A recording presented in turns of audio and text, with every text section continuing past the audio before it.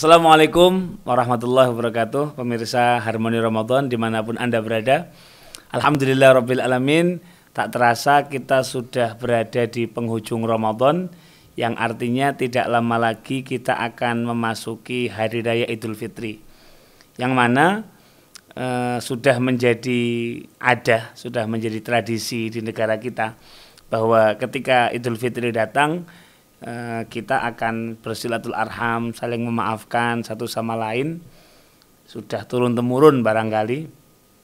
Akan tetapi akhir-akhir ini muncul suara sumbang ya, yang tiba-tiba dengan enaknya menyalahkan atau mengatakan bahwa ini tidak ada dalilnya, tidak ada ajarannya. Bagaimana kita menyikapinya?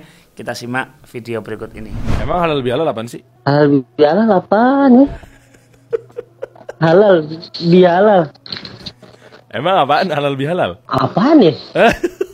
Lah, lo yang ngomong, lo sendiri nggak tahu artinya. Iya karena ini kali bang, karena tahu dari sekitar kali ya. Karena emang dari dulu ngomongnya halal bihalal aja. Oh gitu, itu bahasa Arab. Iya halal bihalal nih. Tapi salam-salaman gitu, datang salam-salaman. Oh iya. Mohon maaf lahir batin, mohon maaf lahir batin gitu. Oh gitu. Kalau di Arabin kan halal bihalal, halal karena halal. Kok nggak nyambung ya? Nah lu. Lah. Ini gue baru tahu nih, baru artinya nih.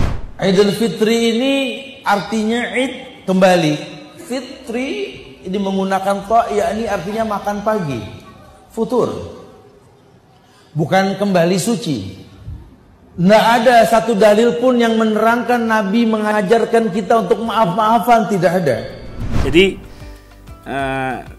sekali lagi, saya tidak punya masalah apapun dengan Ustadz tadi, bahkan kami tidak saling kenal. Akan tetapi ini akan menjadi satu yang bahaya kalau tidak kita luruskan, tidak kita cermati dengan bijak dan ilmiah seperti itu. Yang pertama, kita bicara dulu mengenai definisi Idul Fitri. Jadi Id itu ada dua macam, ada Idul, ada Fitri. Ada Id, ada Fitri. Nah, merujuk pada satu kitab yang berjudul Al-Mausu'ah Al-Fiqhiyah, Ta'riful Id, definisi Id itu apa? Al-Id, al-musim atau al-mausim, kullu yaumin fihi jam'un. Setiap hari yang di situ ada perkumpulan.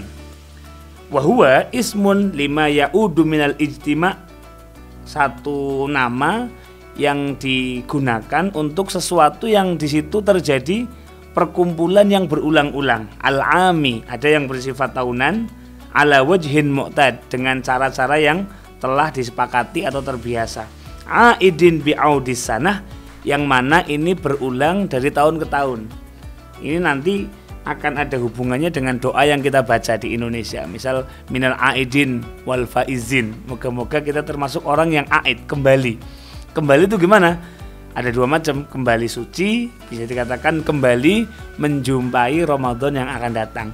Doa ini memang tidak pernah diajarkan Nabi, tetapi tidak kemudian dipersalahkan karena memang doanya bermakna doa yang bagus. Au bi'audi syahr, atau id yang sifatnya bulanan, awil usbu atau sifatnya mingguan, au nahwi dzalik. Ini bisa teman-teman lihat ada di kitab Mughnil Muhtaj, karyanya Al-Imam Al-Khatib Asy-Syirbini. Beliau juga menambahkan bahwasanya al-id mustaqqun minal aud. Jadi id itu diambil dari ada ya'udu audan wa'idan, kembali. Fahuwa aidun. Kenapa? Litakarrurihi kulla amin, karena berulang-ulang tiap tahun. Wakila likasrati awaidillahi ta'ala fihi ala ibadih, karena di situ banyak sekali kebahagiaan-kebahagiaan yang dikembalikan oleh Allah. Yang awalnya nggak boleh makan jadi boleh makan, yang awalnya tidak bebas kemudian ketika Idul Fitri kita bisa makan, bisa minum, sehingga apa? Dikatakan Id seperti itu. Nah, sedangkan dalil hukumnya dalam sebuah riwayat Al-Imam Anas bin Malik radhiyallahu an, as-sahabi ya, beliau berkata kepada Nabi Muhammad SAW bahwasanya qadiman Nabi SAW al-Madinah, ketika Nabi Muhammad datang ke Madinah bersama para sahabat, walahum yaumani yal'abuna fihima. Di mana ternyata di Madinah itu ada 2 hari raya besar. Barangkali di saat itu ada orang Nasrani, ada orang Yahudi. Mereka punya 2 hari raya, berarti yal'abuna fihima. Mereka bermain-main di 2 hari besar itu. Faqala, maka kemudian Nabi bersabda, qad abdalakumullahu ta'ala bihima khairan. Tenang wahai umat Islam, mereka punya 2 hari raya agama mereka, kita juga punya 2 hari raya untuk kita, yaitu apa? Yaumal Fitri wal Adha, yaitu hari raya Idul Fitri dan hari raya Idul Adha. Ini bisa dilihat pada riwayat Al-Imam Abu Dawud nomor hadis 1134 atau Al-Imamun Nasa'i, dan di sini disahihkan oleh Al-Imamun Nawawi. Nah, jadi Idul Fitri ini memang satu hal yang disyariatkan mulai Nabi Muhammad SAW. Nah, poinnya adalah di hari raya itu kita disunahkan untuk kumpul, untuk untuk kembali al-jama', mengadakan salah satu momentum untuk kumpul-kumpul. Itu poinnya. Kumpulnya dengan apa? Tentu yang sudah masyhur, kita melaksanakan sholat Idul Fitri. Kalau konteksnya Idul Fitri, kalau Idul Adha ya sholat Idul Adha. Nah, kenapa sih kemudian mesti ada maaf-maafan? Pendekatannya seperti ini teman-teman. Kita sudah sering mendengar bahwasanya Nabi Muhammad bersabda dalam sebuah hadis yang masyhur di riwayat Al-Imamul Bukhari dan Muslim. Beliau bersabda, man shoma ramadhana wa qamahu imanan wa ihtisaban ghufira lahu ma taqaddama min dzambihi. Barang siapa yang berpuasa di bulan Ramadan, waqamahu, mengisi hari-hari dan malamnya dengan ibadah, imanan wahtisaban, dengan penuh keimanan dan mengharapkan pahala, ghufira lahu ma taqaddama min dzambih, dosa-dosanya, kesalahannya akan diampuni oleh Allah Subhanahu wa taala. Hadis ini sangat masyhur. Tetapi para ulama mengatakan dosa ini adalah dosa-dosa yang sifatnya vertikal kepada Allah. Dosa yang sifatnya kita bersalah kepada Allah, kita melihat hal yang haram, kita meninggalkan sholat, kita makan hal yang haram misal. Ini memang dosa kita kepada Allah. Bisa diampuni dengan puasa, bisa diampuni dengan zakat, bisa diampuni dengan qiyamul lail fi Ramadan dan sebagainya. Adapun dosa kepada manusia itu tidak bisa dimaafkan dengan itu semua. Anda rajin ibadah, Anda rajin baca Quran, tetapi ketika mulut Anda pedas, nyinyir ke saudara muslim, ketika Anda menjelek-jelekkan saudara muslim, Anda menyakiti perasaan saudara muslim, maka tidak serta-merta diampuni oleh Allah. Disinilah kemudian dalam riwayat yang lain, Al-Imam Abu Hurairah as-sahabi radhiyallahu anhu, beliau meriwayatkan hadis dari Nabi Muhammad SAW, man kanat indahu mazlamatun li akhihi, barang siapa yang pernah menzolimi saudaranya, min urdihi, pernah menghancurkan atau menyakiti harga dirinya, au min syai'in, atau sesuatu dari hartanya atau perasaannya, apa kata Nabi? Fal yatahallalhu minhul yom, segeralah untuk minta maaf, segeralah untuk minta maaf di dunia. Kenapa? Qabla alla yakuna dinarun wala dirhamun. Karena kalau sampai kita mati kemudian kita belum saling memaafkan, kita belum minta maaf, maka kata Nabi, in kana lahu amalun sholihun ukhidha minhu biqadri mazlamati. Kelak di akhirat dosa itu akan diambilkan dari amal solehnya orang-orang yang pernah menyakiti atau menzalimi saudara-saudaranya. Jadi misal Anda atau kita pernah menyakiti saudara kita, sampai kita mati kita belum minta maaf, maka di akhirat, na'udzubillah, kita mau minta maaf tidak bisa, mau pakai tebus tidak bisa. Caranya bagaimana?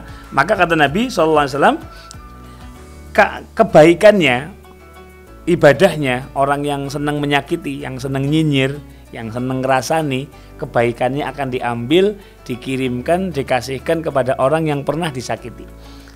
Wa in lam yakun hasanatun, kalau sudah habis, ukhidha min sayyiati sahibihi, kebaikan orang yang rajin ibadah ini sudah habis, sholatnya udah habis, wiridnya udah habis, puasanya udah habis, padahal yang ia nyinyiri masih banyak, Yang pernah ia sakiti masih banyak. Yang dulu pernah dia pukul tanpa hak masih banyak. Bagaimana caranya Allah membalas itu semua? Ukhidha min sayyiati sahibihi fahumila alaih. Maka dosa-dosa orang yang pernah disakiti, orang-orang yang pernah dinyinyiri, dosa-dosanya ditransfer kepada si ahli ibadah ini. Maka si ahli ibadah ini, si paling ahli taklim ini, tapi karena nyinyir, seneng ngomong ndak enak dengan saudaranya, maka datang kepada Allah dengan ibadah yang sangat banyak. Ternyata ketika menghadap Allah, naudzubillah, yang ada adalah kesalahan-kesalahan dan dosa-dosa orang-orang yang pernah dia sakiti ditimpakan kepada orang tersebut. Nah, disinilah hebatnya orang tua kita terlebih dahulu, orang-orang kita terdahulu. Betapa mereka sangat bijak memahami fenomena ini. Urusan dosa kita kepada Allah, insya Allah clear, karena kita sudah berpuasa, alhamdulillah, qiyamul lail, alhamdulillah. Kita berharap taqabbalallahu minna wa minkum, dosa kita diampuni oleh Allah, amal kita diterima oleh Allah. Pertanyaannya, dosa kepada manusia gimana? Nah, maka di sini orang tua kita, guru-guru kita, pendahulu kita menjadikan Idul Fitri ini sebagai momentum untuk peringatan saling memaafkan. Tadi fal yatahallal. Fal yatahallal itu saling menghalalkan atau meminta halal. Orang tua meminta maaf kepada anak, anak minta maaf kepada orang tua, minta halal. Maka di Indonesia menjadi tradisi yang kita kenal dengan halal bihalal. Jadi kalau mengartikan halal bihalal saja masih salah, ada baiknya Anda tidak perlu nyinyir tentang halal bihalal. Loh, itu kan tidak ada ajarannya, itu kan tidak pernah dicontohkan Nabi. Begini, dalam memahami hadis, dalam memahami sebuah perbuatan, cara memahaminya tidak seperti itu. Kalau kita hanya kumpul, kalau kita hanya memahami Idul Fitri sebagai makan-makan, betapa remeh-temehnya Idul Fitri ini. Kalau kita hanya kumpul kita mau ngapain? Makan-makan aja.